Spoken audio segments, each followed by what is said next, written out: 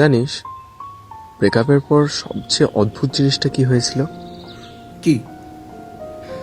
হঠাৎ করে সব জিনিসটা কেমন একটা আওয়াজ করতে শুরু করে দিয়েছিল, যেমন গাড়ি, মানুষ, ফোনের নোটিফিকেশনটা।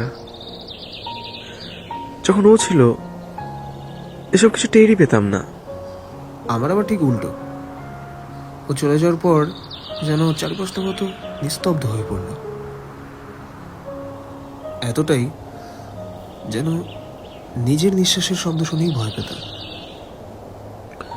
কখনো ভেবে দেখেছিস যদি একটু কম বলতাম তাহলে হয়তো একটু বেশি শুনতে পারতাম? হ্যাঁ, প্রতিদিন।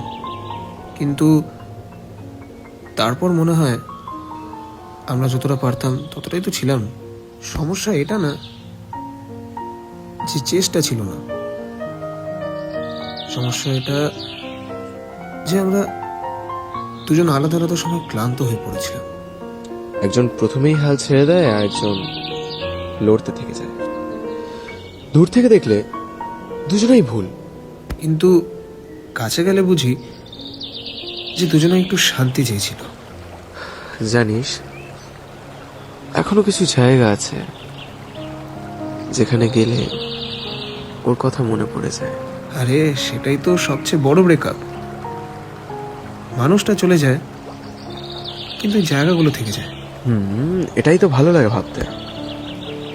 আমরা হেরে গেছি ঠিকই, কিন্তু পুরোপুরি খালি হয়ে যায়। হ্যাঁ, কিছু স্মৃতি পুকুরের জলের মতো, না ধরে রাখা যায় না ছেড়ে দেওয়া যায়। ये जो मोहब्बत है ये उनका है काम।